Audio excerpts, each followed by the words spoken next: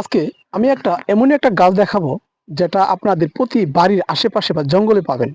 সেই গাছটা কি উপকারে আসে সেই গাছটা আমি আপনাদের দেখাবো। আমি এখন গাছটা তুলে দেখাবো আসলে সেই গাছটা কি উপকারে আসে। আমার ভিডিওতে দেখতেই পাচ্ছেন এই গাছটার নাম কি অবশ্যই সবাই জানেন। এই গাছটা কি ওষুধ হিসেবে কি উপকারে আসে আমি আপনাদের মাঝে এটাই শেয়ার করব।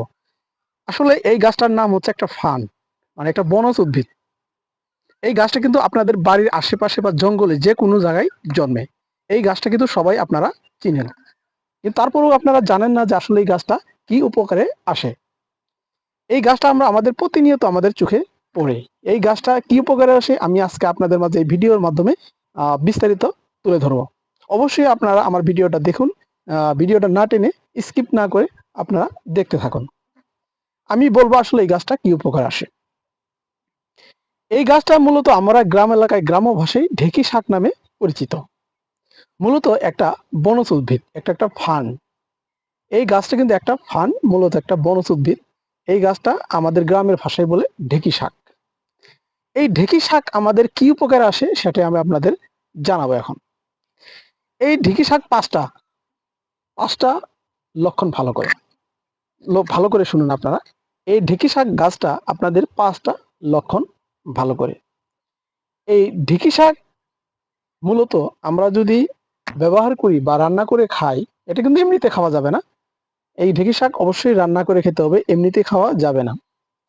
এই ঢেঁকি শাক আমরা যদি মূলত ব্যবহার করি, রান্না করে ব্যবহার করি, এটা আমাদের পাঁচটি কারণ আমি এখন আপনাদের মাঝে আমি শেয়ার করব। ১ নাম্বার কারণ হচ্ছে রাতকানা রোগ ভালো করে। ২ নাম্বার কারণ হচ্ছে দাঁতকে মজবুত করে। ৩ নাম্বার কারণ হচ্ছে আপনাদের শরীরে যে ভিটামিনগুলো আছে সেই ভিটামিনের আ সেই ভিটামিনের অভাব পূরণ করে। ৪ নাম্বার কারণ হচ্ছে আপনি যদি এই ঢেঁকি শাক রান্না করে খান, তাহলে আপনার যে শরীরের অঙ্গ-প্রত্যঙ্গ আছে সেগুলা মোটামুটি শক্ত হয়ে যাবে। ৫ নাম্বার কারণ হচ্ছে এতে এই ঢেঁকি শাকে প্রচুর পরিমাণ ভিটামিন সি এবং এ আছে। এই ৫ টি কারণ এই ঢেঁকি শাকে থাকে। আমরা অবশ্যই এই ঢেঁকি শাকটা খাবো। তবে মূলত রান্না করে খাবো। আরেকটি কথা না বললেই নয়।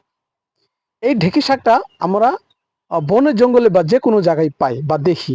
আমরা যেকোনো ফানকে বা যেকোনো উদ্ভিদকে আমরা টেনে তুলে হুট করে খাবো এরকম কখনো ব্যবস্থা করব না। কারণ আপনারা জানেন যেকোনো শাক বা যেকোনো গাছ বিষাক্ত হতে পারে। অবশ্যই ডাক্তারের পরামর্শ অনুযায়ী আমরা এই গাছগুলা খাবো। এই গাছগুলা যদি আমরা বনের বা যেকোনো জঙ্গলের যে গাছগুলা খাবো, অবশ্যই ডাক্তারের পরামর্শ বা যেকোনো কবিরাজের পরামর্শ অনুযায়ী এই গাছগুলা খাবো। না হলে আমরা খাবো না। কারণ এই গাছগুলা বা প্রত্যেকটা গাছ বিষাক্ত হতে পারে। এই এই এই এই জিনিসটা আপনারা খেয়াল করবেন যেন আপনারা প্রতি মুহূর্তে সুস্থতা থাকেন, ভালো থাকেন।